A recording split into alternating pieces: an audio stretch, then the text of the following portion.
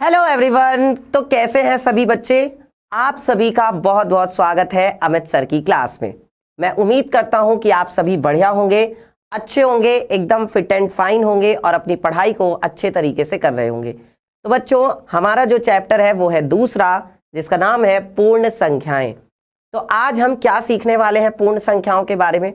बच्चों, आज जो है हम पूर्ण संख्याओं के प्रतिरूपों को पढ़ने वाले हैं। किसको पढ़ने वाले हैं बच्चों? आज हम पूर्ण संख्याओं में जो प्रतिरूप है। ठीक है, तो देखते हैं भाई पूर्ण संख्याओं में प्रतिरूप। पूर्ण संख्याओं में आज हम प्रतिरूपों के बारे में बात करेंगे। बच्चों, प्रतिरूपों का मतलब है, जैसे कि इसको इंग्लिश में कहा जाता है पैटर्न। इंग्लिश में क्या कहा जाता है बच्चों? अंग्रेजी में इसे कहते हैं पैटर्न। तो इसके बारे में आज हम लोग बात करेंगे। चलिए शुरू करते हैं। सबसे पहले प्यारे बच्चों हम बात करते हैं, जो हम पूर्ण संख्याओं में प्रतिरूपों की बात कर रहे हैं। देखो, वर्ग और आयत के रूप में संख्या प्रदर्शन कैसे कर सकते हैं। बच्चों देखो, प्रतिरूप का क्या मतलब होता है? प्रतिरूप का मतलब होता है पैटर्न, यानी कि एक ऐसी चीज जो सब में लगती है। जैसे जब हम कपड़े की दुकान पर जाते हैं, कोई भी कपड़ा खरीदने जाते हैं, तो हम दुकान पे जाके बोलते हैं भैया से कि भैया इसी पैटर्न में और दिखा दो। मतलब डिजाइन वही होना चाहिए, है ना, और उसमें थोड़ा सा मतलब अलग अलग टाइप के दिखा दें, कि मतलब उसमें थोड़ा कपड़ा अलग हो, है ना, कलर अलग हो, लेकिन पैटर्न वही हो। मतलब डिजाइन वही हो, डिजाइन वही होना चाहिए, बस कपड़ा अलग हो और कलर अलग हो, ऐसा हम बोलते हैं ना। तो इसका मतलब अगर डिजाइन एक जैसा है तो यानी कि पैटर्न वही है। तो आज हम उसी पैटर्न के बारे में बात करेंगे कि भाई संख्याओं में क्या पैटर्न लग सकता है। पैटर्न का मतलब सेम चीज होनी चाहिए, सेम डिजाइन होना चाहिए। हमारे पास ऐसी बहुत सारी पूर्ण संख्याएं हैं जिनको हम किसके रूप में? वर्ग के रूप में और आयत के रूप में प्रदर्शित कर सकते हैं, मतलब दिखा सकते हैं। कैसे प्यारे बच्चों? देखिए, हमारे पास जैसे कि क्या है, मान लीजिए हमारे पास हमारे पास क्या है, जैसे 4 है। तो 4 को हम क्या लिख सकते हैं? 4 एक पूर्ण संख्या है। देखो, इसको हम ऐसे लिख सकते हैं, एक हमने डॉट ये बनाया, दूसरा डॉट हमने ये बनाया, और जितनी दूर इससे ये वाला डॉट हमने रखा है उतनी ही दूर हमने एक डॉट और बनाया, और उतनी ही दूर हमने एक डॉट और ये बनाया। अगर हम क्या करेंगे, अगर हम इन चारों को मिला देते हैं, अगर हम क्या करते हैं, इन चारों को मिला देते हैं, तो इससे हमें क्या मिलेगा? एक वर्ग मिलेगा। इन चारों को मिलाने से हमें एक वर्ग मिलेगा। समझ में आ रहा है? ऐसे ही प्यारे बच्चों और भी बहुत सारी संख्याएं हैं। जैसे देखिए, उन्होंने कहा है आयत के रूप में। अब मान लो अगर मुझे 6 को दिखाना है, अगर मुझे 6 को दिखाना है तो क्या करना पड़ेगा? देखो, मैं एक डॉट ऐसे ले लेता हूं, दूसरा ये हो जाएगा, ठीक है, फिर तीसरा ये हो जाएगा, 3 ये हो गए। अब जितनी दूर ये मैंने इससे रखा है उतनी ही दूर मैं यहाँ पर एक ये डॉट ले लेता हूँ, ठीक है, और यहाँ पर इसके नीचे एक डॉट ले लेते हैं, और यहाँ पर इसके नीचे एक डॉट ले लेते हैं, यानी एक बिंदु ले लेते हैं। अगर हम इन सबको मिलाते हैं, देखो अगर मैंने मिलाता हूं तो क्या होगा बच्चों? यहाँ से यहाँ मान लो मैंने इसे मिलाया, फिर यहाँ से यहाँ मैंने इसे मिलाया, फिर यहाँ से यहाँ मिलाया, फिर यहाँ से यहाँ मिलाया, फिर यहाँ से यहाँ और यहाँ से यहाँ, तो इससे मुझे क्या मिल गया? इससे मुझे एक आयत मिल गया। ऐसे ही अगर मैं इन चारों को मिलाता हूं तो क्या मिलेगा? इन चारों को मिलाने से मुझे एक वर्ग मिल रहा है। तो जो 4 है वो एक ऐसी संख्या है जिसे वर्ग के रूप में दिखाया जा सकता है। 6 एक ऐसी संख्या है जिसे आयत के रूप में दिखाया जा सकता है। ऐसे ही क्या है, 4 के बाद क्या है, मान लीजिए 16 है, तो 16 को भी हम ऐसे ही किसके रूप में दिखा सकते हैं? वर्ग के रूप में दिखा सकते हैं। या हमारे पास 6 के बाद क्या है? 8 है, तो 8 को भी हम किस रूप में दिखा सकते हैं? वर्ग के रूप में दिखा सकते हैं, या और आयत के रूप में दिखा सकते हैं, बल्कि ये ज़्यादा सही रहेगा। कि जैसे देखो, एक ये हो गया, ठीक है, दूसरा ये हो गया डॉट, फिर तीसरा ये हो गया डॉट, ठीक है, फिर चौथा ये हो गया डॉट, ठीक है, 4 हो गए। और ऐसे ही इसके नीचे एक ये हो जाएगा, ठीक है, दूसरा ये हो जाएगा आपका, और फिर तीसरा ये हो गया, ठीक है, और फिर चौथा ये हो गया, ठीक है। अब इन सबको मिलाते हैं, तो इन सबको मिलाने से क्या होगा बच्चों? देखो, यहाँ से मैंने इसे मिलाया, फिर यहाँ से इसे मिलाया, यहाँ से इसे मिलाया, इसे मिलाया, इसे मिलाया, इसे और इसे, तो कुल मिलाकर के कितने डॉट हैं? 1 2 3 4 5 6 7 8। तो ये क्या है? 8 एक पूर्ण संख्या थी, उसको हमने एक आयत के रूप में दिखाया है। तो जैसे 6 को हमने आयत के रूप में दिखाया, ऐसे ही 8 को हमने आयत के रूप में दिखाया, ऐसे ही 10 को भी हम एक आयत के रूप में दिखा सकते हैं। 5 ऊपर ले लो, 5 नीचे ले लो उसके बिंदु, या 5 ऐसे ले लो और 5 ऐसे ले लो। कोई ज़रूरी नहीं है कि आपको ऐसे ही लेने हैं भाई, हम ऐसे भी तो कर सकते हैं। ये पहला हो गया, ये दूसरा हो गया, ये तीसरा हो गया, ये चौथा हो गया, ये पांचवा हो गया, ठीक है। ऐसे ही ये फिर दूसरी लाइन का पहला बिंदु, ये दूसरा हो गया, ये तीसरा बिंदु हो गया, फिर ये चौथा बिंदु हो गया, फिर ये आपका पांचवा बिंदु हो गया। तो अगर हम इनको मिलाते हैं तो इनको मिलाने से क्या होगा बच्चों, ध्यान से देखो। अगर हम इसको ऐसे मिलाएंगे, फिर ऐसे ऐसे ऐसे ऐसे मिलाते जाएंगे, फिर ऐसे ऐसे ऐसे ऐसे मिलाते जाएंगे और यहाँ से ऐसे मिला देंगे, तो ये भी क्या है, ये भी तो बेटा एक आयत ही है, ये भी तो एक आयत है ना, समझ रहे हो ना। तो आयत के रूप में हम 6, 8, 10 है ना, ये कौन सी संख्या है, ये है आपका 10। तो इन संख्याओं को हम आयत के रूप में दिखा सकते हैं। वर्ग के रूप में हम इन संख्याओं को दिखा सकते हैं, जैसे 4 है या 9 है। 9 को भी हम वर्ग के रूप में दिखा सकते हैं। कैसे भाई, 3 बिंदु ऐसे ले लो, ये देखो, ये 1 2 3 बिंदु हमने ऐसे ले लिए। फिर अगली लाइन में 3 बिंदु बराबर बराबर दूरी पर ले लेते हैं, ये हो जाएगा। फिर इसके अगली लाइन में इतनी ही दूरी पर 3 बिंदु और ले लेते हैं, ये देखो, देख रहे हो। तो ये देखो, अब इनको मिलाते हैं। अब इनको मिलाने से हमें क्या मिलेगा, वर्ग मिलेगा। ये देखो, मैंने यहाँ से यहाँ मिलाया, इसको यहाँ से यहाँ मिलाया, इसको यहाँ से यहाँ मिलाया और इसको मैंने यहाँ से यहाँ मिलाया, तो ये मुझे क्या मिल रहा है, ये मुझे बेटा एक वर्ग मिल रहा है। मिल रहा है नहीं मिल रहा वर्ग। बस आपको देखना क्या है, ध्यान क्या रखना है कि किन्हीं भी 2 बिंदुओं के बीच की जो ये दूरी है, कोई भी दो बिंदु हैं, इनके बीच की जो दूरी है वो आपको बराबर रखनी है। इसे हम कहते हैं बच्चों प्रतिरूप, यानी कि पैटर्न, पूर्ण संख्याओं में प्रतिरूप। ये समझ में आया सबको। अगला पैटर्न देखें, अगला प्रतिरूप देखें। चलो अगला प्रतिरूप देखते हैं। तो अगला क्या है बच्चों, त्रिभुज के रूप में संख्या प्रदर्शन। अब त्रिभुज के रूप में कौन कौन सी संख्याएं हम लिख सकते हैं, कौन कौन सी संख्याओं को हम दिखा सकते हैं, सवाल ये है। तो देखो, जैसे हमारे पास कोई संख्या है 3। अब 3 को हम कैसे दिखा सकते हैं भाई, एक हमारे पास ये हो गया बिंदु, दूसरा हमारे पास ये हो गया बिंदु, और इसी से ही इतनी ही दूरी पर एक बिंदु ये हो गया, 3 हो गए।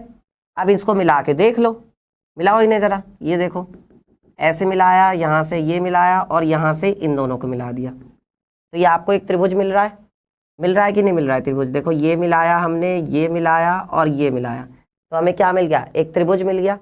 ऐसे ही मान लीजिए हमारे पास एक संख्या है 5, तो 5 को भी हम ऐसे ही दिखा सकते हैं। कैसे, देखो, एक पॉइंट ये हो गया, फिर दूसरा ये हो गया, फिर तीसरा ये हो गया, ठीक है। फिर एक बिंदु हमने यहाँ पे ले लिया और फिर एक बिंदु हमने यहाँ पे ले लिया, इससे इतनी ही दूरी पर ये,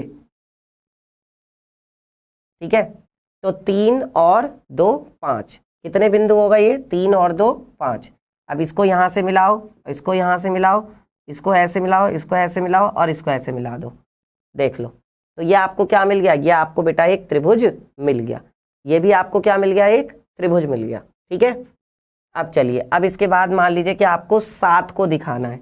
7 को कैसे दिखाओगे, देखो, अब क्या है कि आपने यहाँ पर पहले 6 दिखाया, ठीक है, 6 बिंदुओं को दिखाया। ये पहला बिंदु हो गया, ये दूसरा हो गया और ये तीसरा हो गया, फिर ये आपका चौथा हो गया, ये पांचवा हो गया और ये छठा हो गया, सही है।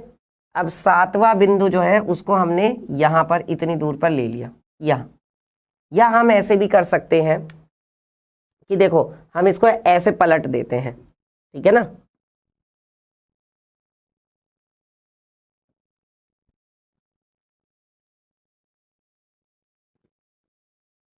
भाई ये कितने बिंदु हैं, ये 4 हैं। अभी हमें 3 और दिखाने हैं, तो हमने एक बिंदु को यहाँ पर दिखा दिया, ठीक है। तो ये ताकि ऐसे मिल जाए, सही है। तो ये आपके कितने हो गए, 5 हो गए। इस तरीके से आप इसको दिखा सकते हैं। ये देखिए, यहाँ से यहाँ मिल गया, यहाँ से यहाँ मिल गया और यहाँ से यहाँ मिल गया, ये बन गया आपका त्रिभुज, ठीक है। ये आपका क्या बन गया बच्चों, त्रिभुज बन गया। तो त्रिभुज के रूप में हम किस तरीके से संख्याओं को दिखा सकते हैं वही यहाँ पर मैं आपको बता रहा हूँ।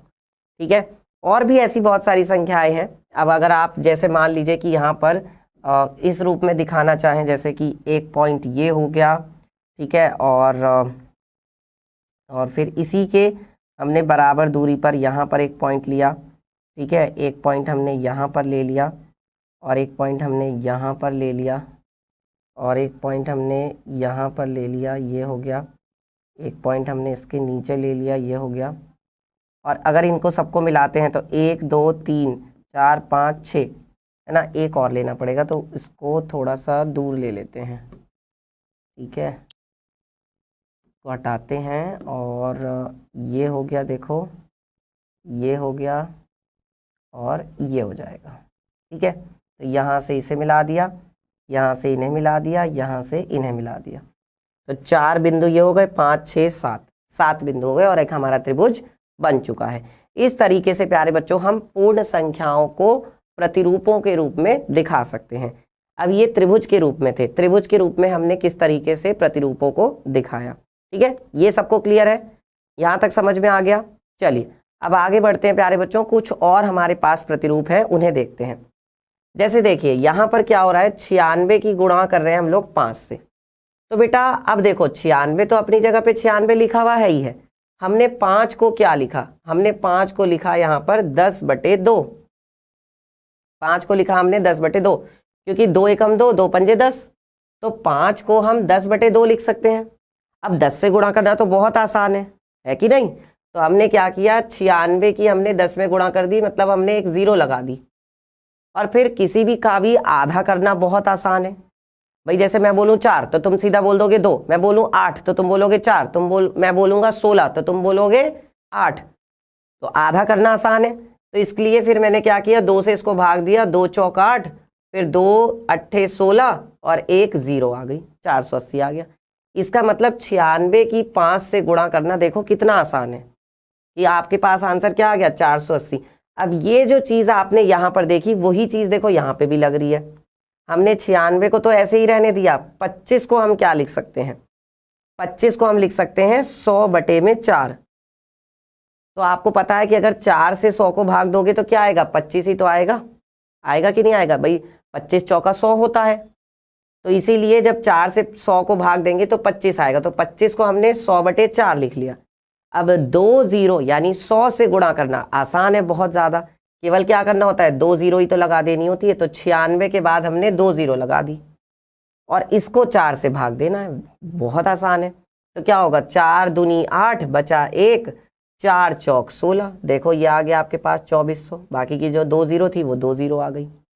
अब अगर यही चीज़ हम यहाँ पर लगाना चाह रहे हैं तो क्या करेंगे बताओ भाई, अगर मुझे 125 है तो 125 को मैं कैसे कर सकता हूँ बताओ, मैं अगर 1000 को 8 से भाग देता हूँ तो क्या 125 आएगा, सोचो ज़रा भाई, 96 तो है ही है। अगर बच्चों में 125 लाना चाहता हूँ तो मैं क्या 1000 लिख सकता हूँ, क्योंकि देखो पहले क्या आया, पहले 10 आया, फिर 100 आया, तो अब क्या आएगा, 1000 आएगा। भाई जब पहले 10 आया, 10 के बाद 100 आया, तो 100 के बाद अब क्या आएगा, 1000, ठीक है। और इसके बटे में क्या आएगा, देखो पहले 2 आया, फिर 4 आया, तो अब क्या आएगा, 8 आएगा। पहले 2 आया, 4 आया, तो अब क्या आएगा, 8 आएगा, क्योंकि 2 का दुगना क्या हुआ, 4, तो फिर 4 का दुगना क्या होगा, 8 होगा, 4 का दुगना क्या होगा, 8 होगा। अब बताओ देखो कितना आसान है ये। अब देखो 96 की 1000 में गुणा कर दोगे तो ये हो जाएगा 96,000, और इसको 8 से भाग दे दो तो आपके पास आंसर आ जाएगा। कितना आएगा देखो, 8 से करेंगे भाग तो 8 एकम 8, बचा यहाँ से कितना 1, तो 8 दूनी 16, और बाकी की 3 0 आ गई, ये लो 12,000 आ गया। 12 अट्ठे 96 होता है, इसीलिए जब 12,000 की 8 से गुणा करोगे तो 96,000 आ जाएगा। तो ये है बच्चों, इसे हम कहते हैं प्रतिरूप, यानी कि पैटर्न, जो एक ही चीज़ फॉलो हो रही थी। पहले 10 मतलब पहले 1 0 थी, फिर 2 0 हुई, फिर 3 0 हो गई, पहले 2 आया, फिर 2 का दुगना 4 हुआ, फिर 4 का दुगना 8 हो गया। देख लो कितना आसान है कि नहीं। चलो और देखते हैं, एक और प्रतिरूप देखते हैं बच्चों। इस प्रतिरूप में क्या हो रहा है, देखिए 84 की गुणा कर रहे हैं 9 से। जब एक बार 9 है तो उसको हम क्या लिख सकते हैं? अच्छा देखो, 9 को हम क्या लिख सकते हैं बच्चों? 10 - 1, है ना? ठीक है, उसके बाद क्या हुआ? 84 की गुणा करी जब हमने 99 से, अब 2 बार 9 हो गए तो क्या हुआ फिर? 10 का क्या बन गया? 100 बन गया, यानी 2 बार 0 आ गई। अगर 100 में से 1 घटाएंगे तो क्या आएगा? 99 आएगा। अब अगला देखिए, 84 की गुणा कर रहे हैं हम किससे? 999 से, यानी 999 से। तो क्या होगा? 84 तो आएगा ही आएगा, और 84 की गुणा किस में हो जाएगी? देखो ये जो 999, अब 3 बार 9 हो गए। देख, पहले 10 आया, फिर 100 आया, तो अब क्या आएगा? अब 1000 आएगा। अब 1 0 और बढ़ जाएगी ना, अब 1000 हो गया। और 1000 में से 1 घटाना है, यहाँ भी 1 घटा रहे हैं, यहाँ भी 1 घटा रहे हैं, तो यहाँ पे भी 1 घटाएंगे। सही है? तो मतलब 999 को हम ये लिख सकते हैं। और फिर इसकी गुणा तो बहुत आसान है भाई, क्या होगा? पहले इसकी इसमें गुणा हो जाएगी, फिर इसी की इसमें गुणा हो जाएगी, और फिर घटा देंगे दोनों को। ठीक है, तो पैटर्न का मतलब सबको समझ में आ रहा है? पैटर्न का मतलब सबको समझ में आ रहा है कि नहीं आ रहा है? बताओ, आ रहा है ना पैटर्न का मतलब, प्रतिरूप का मतलब समझ में? चलो ठीक है, आगे बढ़ते हैं प्यारे बच्चों, अगला देखते हैं। अब देखिए यहाँ पे क्या कहा जा रहा है? आगे आने वाला प्रतिरूप, यानी कि आगे आने वाला जो पैटर्न है, क्या सुझाव दे रहा है, आपको क्या बता रहा है, इससे आपको क्या पता चल रहा है? जरा देखो, यहाँ पे क्या कर रहे हैं बच्चों? 64 की गुणा कर रहे हैं 5 से। तो 64 की अगर 5 से गुणा करें तो 5 को हमने क्या लिखा बेटा? 10/2 लिखा, क्योंकि 2 एकम 2, 2 पंजे 10 आएगा, तो ये 5 ही, तो 5 को ही 10/2 लिख लिया। अब 64 की 10 में गुणा कर दी तो क्या बन गया? 32, है ना भाई? 64 की 10 में गुणा कर दी, या 2 से पहले 64 को आप भाग दे लो, ये ज़्यादा सही है भाई। 2 एकम 2, और ये कितना हो जाएगा? 2 तिया 6, 2 दूनी 4, और 32 की 10 में गुणा कर दो। 32 की 10 से गुणा करोगे कितना आएगा? 320। और 320 को क्या लिख सकते हो? 320 गुणा 1 लिख सकते हैं। फिर अगला देखो, 64 की गुणा कर रहे हैं 15 से, तो बेटा 15 को क्या लिख सकते हैं? 30 का आधा। 15 को 30 का आधा लिख सकते हैं ना भाई? 30 का आधा करोगे तो क्या आएगा? 15 आएगा। अब देखो, 2 से 64 को काटोगे तो क्या आएगा? 32 आ जाएगा। तो इसका मतलब 32 की गुणा करोगे किससे? 30 के साथ। जब इस वाले 2 से 2 एकम 2, और ये कितना आएगा? 2 तिया 6, 2 दूनी 4, तो 32 की 30 में गुणा हुई, 32 गुणा 30 हुआ, ये कितना आया? 320 गुणा 3, 320 गुणा 3। ठीक है, फिर ये देखो, 64 की 25 से गुणा कर रहे हैं तो क्या?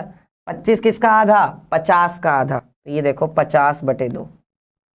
ठीक है, और ये 2 से हमने 64 को काटा तो कितना आएगा? 32, और 32 की फिर 50 से गुणा कर दी। ऐसे ही फिर अगला क्या है? 64 की गुणा कर रहे हैं 35 के साथ, तो क्या करना चाहिए? क्या आएगा भाई? हमें पैटर्न पता चल गया ना, प्रतिरूप पता चल गया। मतलब मुझे ये देखना है 35 किसका आधा है। जैसे 25 जो है 50 का आधा है, ऐसे ही 35 किसका आधा होगा? बताओ बताओ बेटा, 35 किसका आधा होगा? 35 70 का आधा होगा। तो हम इसको लिख सकते हैं 64 गुणा 70/2, ये लिख सकते हैं। अब देखो, 2 से 64 को काटेंगे तो क्या आएगा? 2 तिया 6, और 2 दूनी 4, यानी कि 32 आएगा। और 32 की गुणा किस में हो जाएगी? 70 में हो जाएगी। अब देखो, 32 की 70 में गुणा, यानी 320 लिख देंगे इसको भाई। ये वाली जो 0 है वो इसके साथ लगा दी, और फिर गुणा में क्या लिख दिया हमने? 7 लिख दिया। तो ये देखो बेटा, विषम संख्याएं आ रही है। पहले 1 आया, फिर 3 आया, फिर 5 आया, और फिर 7 आया। 1 3 5 7, ये क्या होती हैं? ये विषम संख्याएं होती हैं। तो ये सबको प्रतिरूप समझ में आ गया, पैटर्न समझ में आ गया। इस तरह के प्यारे बच्चों पैटर्न जो है बहुत मज़ेदार होते हैं, और कॉम्पिटिटिव एग्जाम्स में भी इस तरह के क्वेश्चन पूछे जाते हैं। तो आपको पहले पैटर्न समझना होता है कि क्या चल रहा है, क्या पिक्चर क्या चल रही है यहाँ पे, पहले ये समझना होता है, फिर वही चीज़ आपको लगानी होती है आंसर निकालने के लिए। आई होप कि आप सभी को मज़ा आया होगा, और जो चीज़ें मैंने आपको समझाई वो अच्छे से समझ में आ गई होंगी। और अगर आपको सारी चीज़ें अच्छे से क्लियर हुई हैं, आपको ये वीडियो पसंद आई है, तो बच्चों सभी लोग जो है लाइक कर दीजिए, और हमारा जो चैनल है क्लास 6 हिंदी मीडियम, इसे सब्सक्राइब कर लीजिए।